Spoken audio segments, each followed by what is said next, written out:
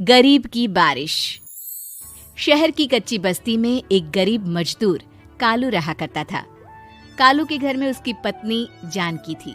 जानकी लोगों के घरों में झाड़ू पोछा करके कुछ पैसे कमा लेती थी और वहीं कालू किसी तरह मेहनत मजदूरी करके 2 वक्त की रोटी का जुगाड़ कर लेता था। कुछ दिनों से हो रही बारिश के कारण कालू की मजदूरी बंद हो गई थी। अरे जानकी, इस बार तो बरसात ने हद ही कर दी, रुकने का नाम ही नहीं ले रही।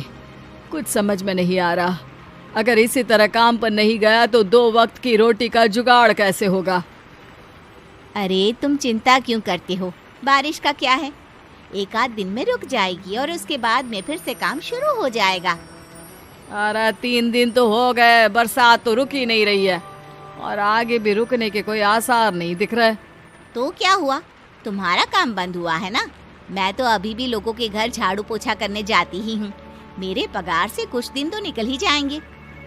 अरे घर का खर्चा तो हम किसी तरह चला लेंगे जानकी, लेकिन ये जो छत टपक रही है इसका क्या करेंगे? ये बात तो आपकी सही है।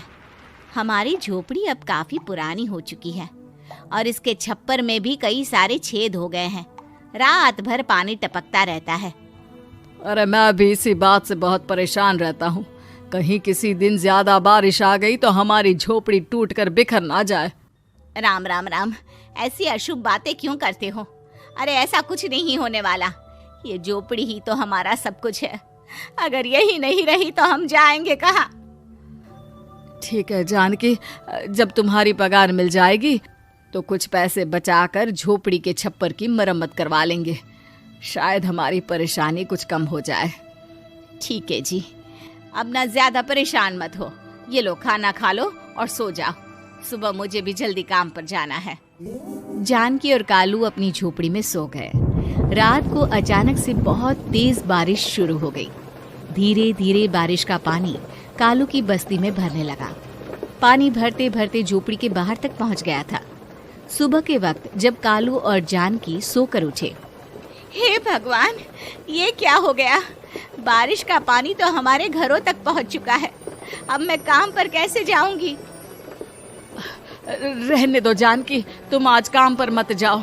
ऐसे पानी से निकल कर जाओगी और बीमार पड़ गई तो लेने के देने पड़ जाएंगे। लेकिन अगर नहीं गई तो मालकिन लोग नाराज हो जाएंगे। आप जानते हैं ना, बड़ी मुश्किल से 1 दिन की छुट्टी भी नहीं देती है। अरे लेकिन जानकी, झोपड़ी के बाहर तो पूरी बस्ती में पानी भरा है, तुम जाओगी कैसे?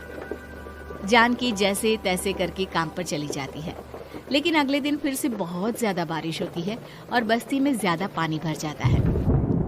आज तो मैं तुम्हें किसी भी तरह काम पर नहीं जाने दूंगा। अरे अगर तुम्हें कुछ हो गया तो क्या होगा? ठीक है, तुम ठीक ही कहते हो, आज नहीं जाती। अगर मालकिन नाराज हो गई तो मना लूंगी किसी तरह। अरे मनाने वाली क्या बात है? जब तुम बताओगी कि हमारी झोपड़ी में पानी भर गया है तो वो खुद ही समझ जाएंगे ना। अगले 2 दिन तक तेज बारिश होने की वजह से जानकी, कालू और आसपास की बस्ती में रहने वाले सभी लोगों के घरों में पानी भर जाता है, जिसकी वजह से जानकी काम पर नहीं जा पाती।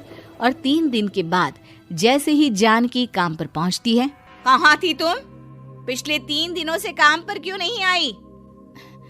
मेम साहब, क्या बताऊं, इतनी ज्यादा बारिश हो रही थी, हमारी पूरी बस्ती में पानी भर गया है और उससे भी ज्यादा तो मेरी झोपड़ी के अंदर पानी भर गया।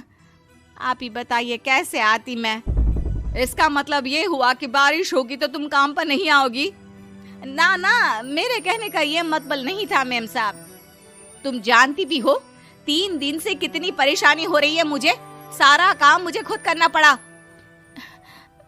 माफ कर दीजिए मालकिन जी, पर मैं क्या करती, आने के लिए रास्ता ही नहीं था, सब जगह पानी भरा हुआ था। बहाने तो तुझे बहुत बनाने आते हैं। जानकी देख, अगर अगली बार ऐसा किया ना तो फिर काम से हमेशा के लिए छुट्टी। अरे ना ना मालकिन, ऐसा मत कीजिए। बारिश की वजह से मेरे पति की मजदूरी भी छूट गई है। बड़ी मुश्किल से घर में 2 वक्त खाने की रोटी का जुगाड़ हो पाता है। आप मुझे काम से निकाल देंगे तो हम क्या खाएंगे? अगर इतनी ही चिंता है तो फिर रोजाना काम पर आया करो। चलो अब जल्दी से जाकर घर का सारा काम करो। बारिश रुकने का नाम ही नहीं ले रही थी। पूरे शहर में बाढ़ जैसे हालात बन गए थे, लेकिन नौकरी जाने के डर से जानकी किसी तरह रोज काम पर जाती थी। एक दिन जब जानकी काम करके अपने घर लौट आई तो अचानक उसकी बस्ती में कुछ लोगों का शोर सुनाई दिया। अरे लगता है बाहर कुछ हुआ है, मैं जाकर देखता हूँ। हाँ, पता तो कीजिए, ये बस्ती में लोग इतना शोर क्यों कर रहे हैं। बाहर जाकर कालू ने एक आदमी से पूछा, अरे क्या हुआ भाई, इतना शोर क्यों मचा रहा है? अरे क्या बताए भैया, अपने बस्ती के बाहर एक पुल टूट गया है और वहाँ पर एक कार फंसी है। थोड़ी देर में अगर किसी ने नहीं बचाया ना तो वो कार पानी में बह जाएगी। ये क्या कह रहे हो भैया, कार के अंदर कोई है क्या? हाँ, कोई औरत बैठी है, अकेली है, बहुत रो रही है बेचारी, मदद के लिए बुला रही है। अरे तो हमें जाकर उनकी मदद करनी चाहिए ना। अरे लेकिन इसमें बहुत खतरा है, हमें अपने आप को बचाना चाहिए, पानी कभी भी हमारी बस्ती की तरफ आ सकता है। अरे तुम्हें नहीं चलना तो मत चलो, लेकिन मैं तो जाकर उस औरत की मदद जरूर करूंगा। कालू उस जगह पर पहुंचता है जहां वो औरत कार में फंसी हुई थी। वहां पर पानी का बहाव बहुत तेज था और सारा पानी कालू की बस्ती की तरफ ही आ रहा था। कालू ने एक बड़ी सी रस्सी को पेड़ से बांध दिया और दूसरे सिरे को कार की तरफ फेंक दिया और उस औरत को रस्सी के सहारे बाहर आने के लिए कहा। तभी वहां जानकी भी दौड़ती हुई आई। अरे ये तो मेरी मालकिन है, जिनके यहाँ मैं काम करने जाती हूँ। अरे मैडम जी, आप डरिएगा मत, आपको कुछ नहीं होगा। आपकी गाड़ी को भी मैंने रस्सी से बांध दिया है। थोड़ी देर में पानी का बहाव कम हो जाएगा, फिर हम आपकी कार को भी बाहर निकाल लेंगे। क्या तुम जानकी के पति हो? हाँ, जानकी मेरी ही पत्नी है, आपके यहाँ काम करती है ना। लेकिन मेम साहब, आप यहाँ पानी में कैसे फंस गई? अब क्या बताऊं, मैं अपनी सहेलियों के साथ पिकनिक पर गई थी, वहीं से लौट रही थी। अचानक पानी का बहाव तेज हो गया और मेरी गाड़ी फंस गई। अरे कोई बात नहीं मालकिन, अब ना आप बिल्कुल सुरक्षित हैं। मैं तो बहुत बुरी तरह डर गई थी, कब से मदद के लिए चिल्ला रही थी, लेकिन कोई मेरी मदद के लिए नहीं आया। भला हो तुम्हारा पति का जिसने मेरी जान बचा ली। लेकिन जानकी, मैंने तुम्हारे साथ बहुत गलत व्यवहार किया।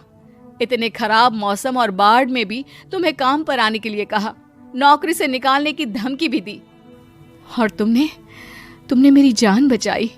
मुझे माफ कर दो। अरे कोई बात नहीं मालकिन, आपकी जान बचाना तो हमारा धर्म था।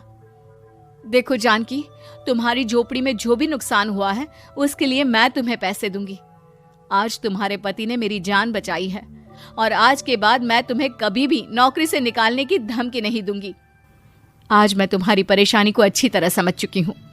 हम जैसे पैसे वाले लोगों के लिए अपने घर में बैठकर बारिश का मजा लेना बहुत आसान है, लेकिन तुम गरीब लोगों के लिए बाढ़ और बारिश काफी परेशानी खड़ी कर देते हैं। ये बात मुझे आज अच्छी तरह समझ आ गई है। आपका बहुत बहुत धन्यवाद मालकिन।